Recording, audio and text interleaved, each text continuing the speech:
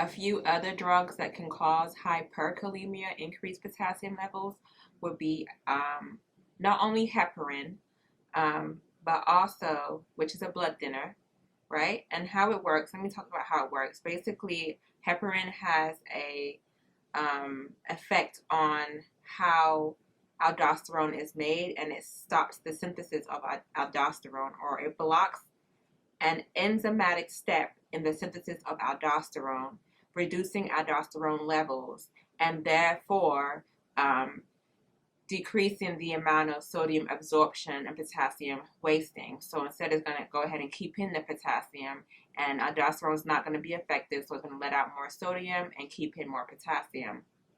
We also have our angiotensin converting enzymes, which are our ACE inhibitors.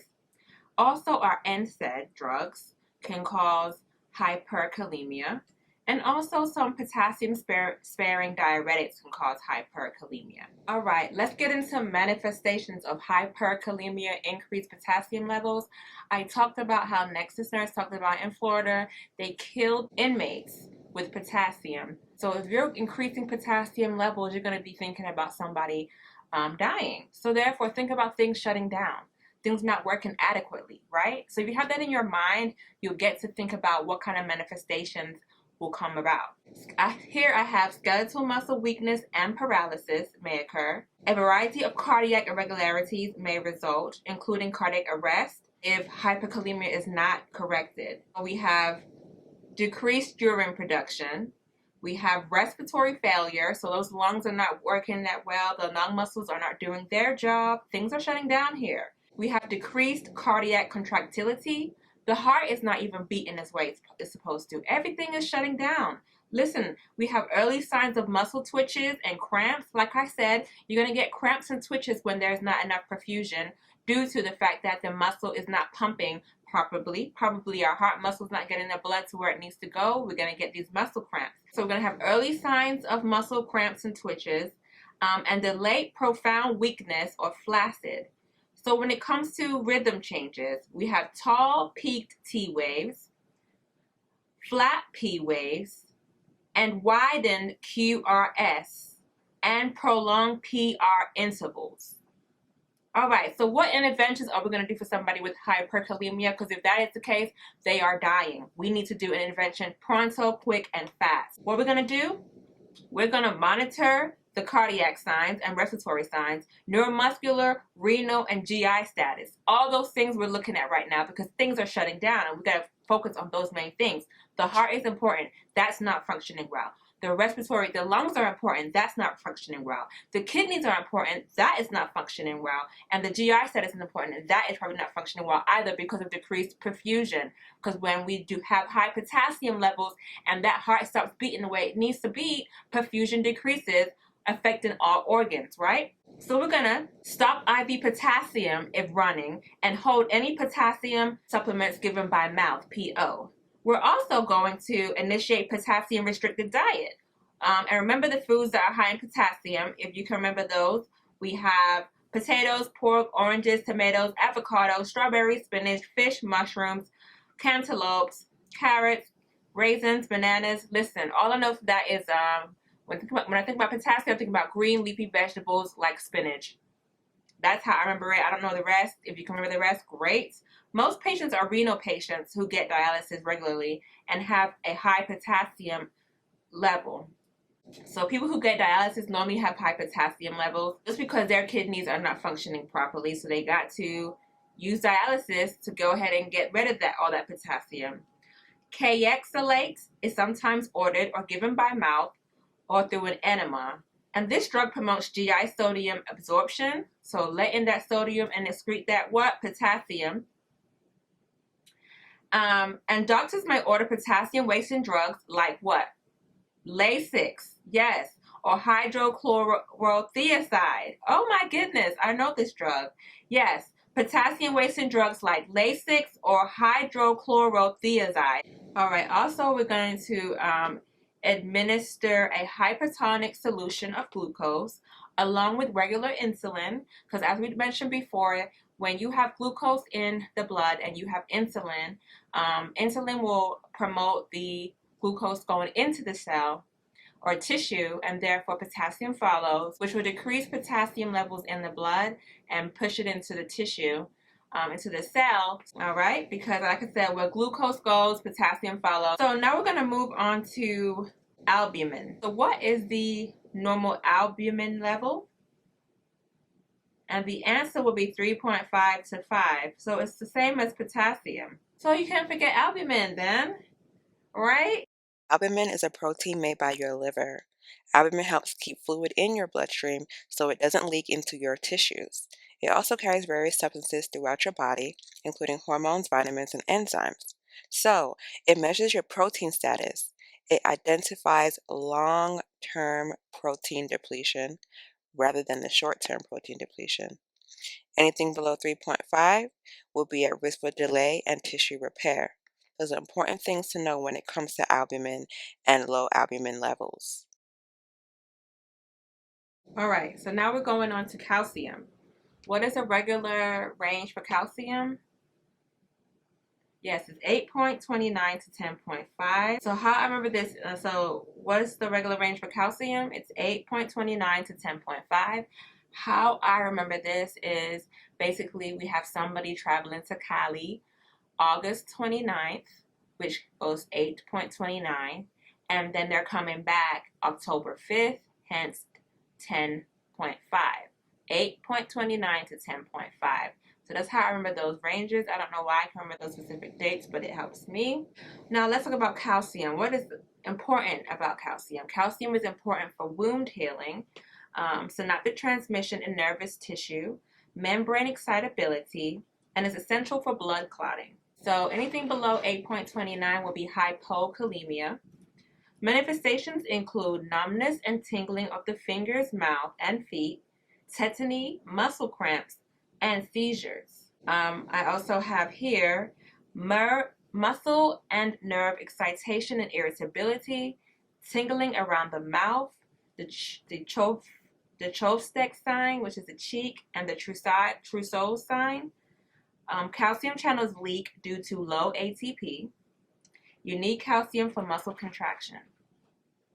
The alkaline state causes calcium to leave bloodstream and bind to receptor sites. Whenever somebody has hypocalcemia, that would mean they're in an alkaline state. When someone is in an alkaline state, calcium channels leak, all right? When calcium channels leak, they bind to receptor sites, which cause that excitation and irritability. Hypocalcemia, someone is in an alkaline state, causing the calcium channels to leak, therefore attaching to receptor sites, causing excitation like the Chopstick sign and the Trousseau sign, and tingling around the mouth, and irritability and excitation. Hypocalcemia, always think alkaline state and those manifestations. So someone with hypocalcemia will have a prolonged ST interval, whereas ventricular repolarization occurs, a prolonged QT interval, which is when ventricular depolarization and repolarization occur, but they do not have a flattened T wave, which occurs in low potassium levels. All right? Manifestations for hypocalcemia, like I said, we would have numbness and tingling around the feet, mouth, and fingers, tetany, muscle cramps, and seizures, and we know why, because they're in an alkaline state, causing the channel to leak, exciting the nerves, because calcium attaches to those receptor sites. So in hypocalcemia, we would have laryngeal stridor. Remember, hypocalcemia causes nerve/muscle excitability. So hypercalcemia would do the opposite. So as mentioned before, hypocalcemia, low calcium in the blood, is caused by alkalosis, which causes the calcium channels to leak and attach to receptor sites. So we're going to have excitability, we're going to have seizures, we're going to have possible laryngospasms and bronchospasms, possibly going to have heart failure, and possibly muscle cramps. All right, with hypercalcemia, which is increased calcium levels above what? October 5th, so above 10.5, you would see confusion and coma and death, depression, arrhythmias. It says bradycardia, so the heartbeat will slow down. So to manage it, we're going to administer calcium, oral supplements of that, and IV calcium diluted in D5W. Okay, specific. IV calcium is diluted in D5W, which is glucose, not normal saline.